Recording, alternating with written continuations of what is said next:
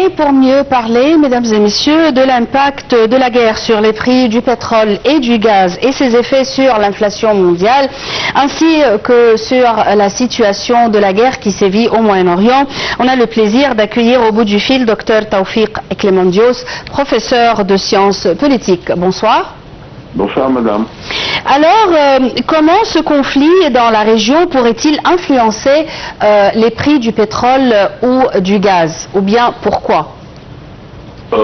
Alors c'est relativement simple et votre, comment vous dire, et ce que vous avez passé là le résume très bien, le rapport que vous avez passé là le résume très bien. En fait, il y a une stratégie iranienne qui consiste à vouloir, un, que la guerre dure, et deux, que l'opposition à cette guerre dans les pays occidentaux, à commencer par les États-Unis bien sûr, devienne de plus en plus virulente. Donc il a intérêt à ce que les prix augmentent. Oui. Et ça c'est d'une part. Donc il suffit même qu'il fasse peur. C'est-à-dire pas qu'il fasse peur vraiment, mais en fait qu'il y ait que les dommages qu'il y ait des dommages, même s'ils sont très limités, pour que la prime aux assurances remonte, pour que les navires aient peur d'y aller, etc., etc. Oui. Il y a cette dimension qui a un calcul iranien, c'est que plus le conflit dure, plus l'opposition aux États-Unis va être contre. Déjà, elle n'est pas pour, et plus comment vous dire, le coût de l'essence ou de l'énergie augmente, plus le président Trump a des chances de perdre les élections prochaines et donc a des raisons d'arrêter la guerre.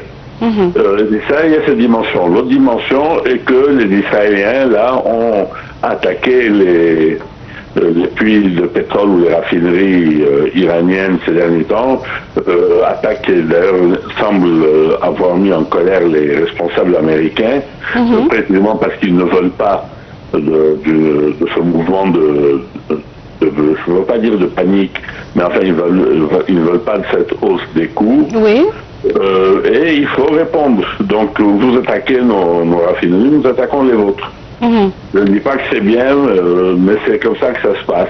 Oui. Et donc Israël a attaqué les raffineries de pétrole la nuit dernière ou celle d'avant, et les autres ont répondu en espèces, et ça fait mal. Oui.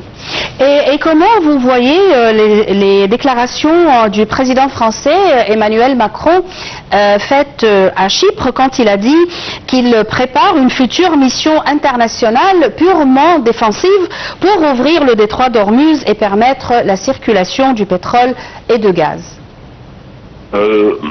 Il peut dire qu'elle est défensive comme il veut. Le problème est comment les Iraniens l'interpréteront. Oui. Les Iraniens l'interpréteront comme un acte de guerre.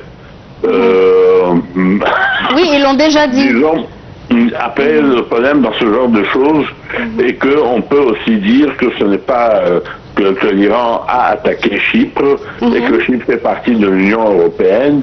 Et que c'est donc l'Union européenne a été attaquée alors qu'elle ne comptait pas participer aux opérations. Donc on peut entrer dans ce jeu de reproches réciproques pendant très longtemps. D'après le discours du président Abdel Fattah el-Sisi de ce matin pour la journée des martyrs, il a parlé des défis majeurs qui sont présents. Il a parlé des défis économiques et humanitaires. Comment vous voyez les défis économiques et ces réflexions sur l'Égypte? Alors ça c'est extrêmement simple. Le coût de l'énergie va énormément augmenter.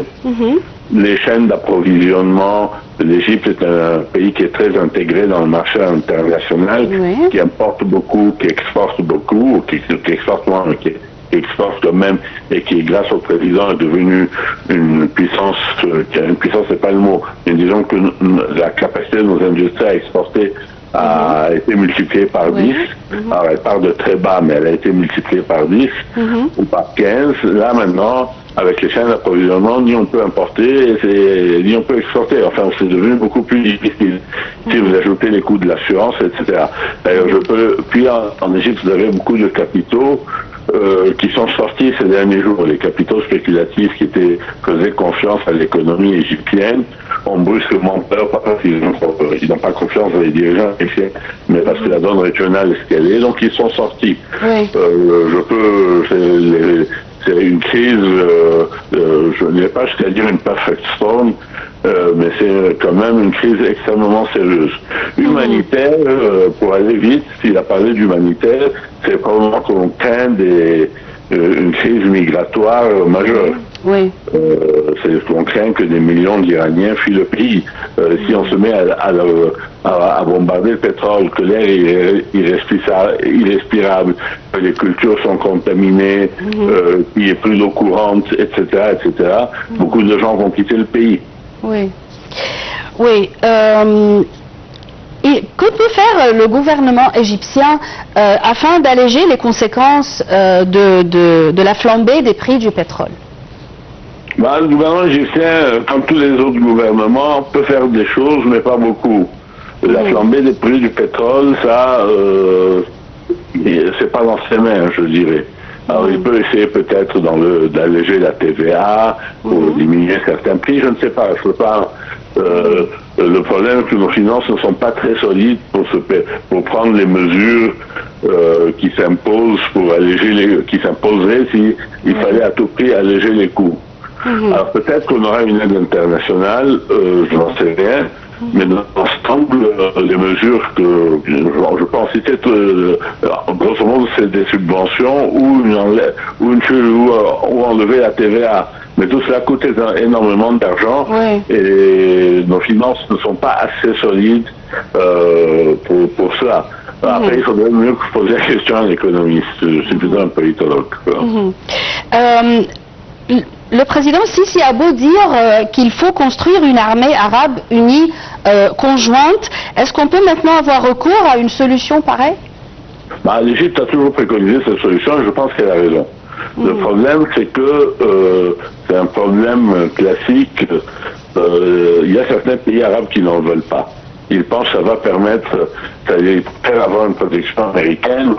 C'est un phénomène classique dans les relations internationales. Oui. On vous dit que le protecteur qui est éloigné, même s'il est un peu moins efficace, il est moins dangereux.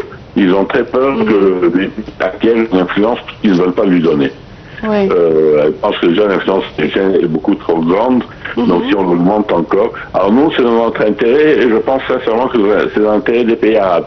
Mais ils se méfient de l'Égypte. Alors, après, vu ce qui se passe depuis quelques années, peut-être qu'ils se disent que l'Égypte, qui a certainement des qualités et des défauts comme tous les autres pays, est une option moins embêtante que d'autres. Mais le problème n'est pas venu de nous. C'est la solution, moi, je la trouve excellente. Le problème est que les principes, ceux qui devraient être le plus contents n'en veulent pas. Et comment vous voyez la situation maintenant après la désignation de Mojtaba Khamenei, refusée catégoriquement par les États-Unis et le président Donald Trump? Je ne sais pas quoi penser. Il est évident que dans une guerre, ou au début d'une guerre, c'est l'heure des faucons, c'est l'heure des maximalistes, c'est l'heure des plus extrémistes. Donc il est normal qu'on prenne un type qui appartient aux gardiens de la Révolution, qui est très proche des gardiens de la Révolution. Ça traduit aussi leur montée en puissance. Que ce soit leur candidat qui est gagné. Après, j'ai entendu un collègue qui est français, qui est actuel, qui se dit, mais nommer maintenant un guide suprême, c'est le désigner comme cible. Et peut-être qu'en fait, ce serait une farce démodérée au plus dur pour que un des symboles de l'aile la plus dure soit éliminé par les Américains et les Israéliens. Je sais pas. Dans l'ensemble, il semble clair que quand on est attaqué je ne dis pas qu'Iran est un pays innocent, mais quand on est attaqué avec la sauvagerie avec laquelle il est attaqué, on ne va pas prendre une colombe. On est en train d'envoyer un message, l'heure est à la résistance, quoi.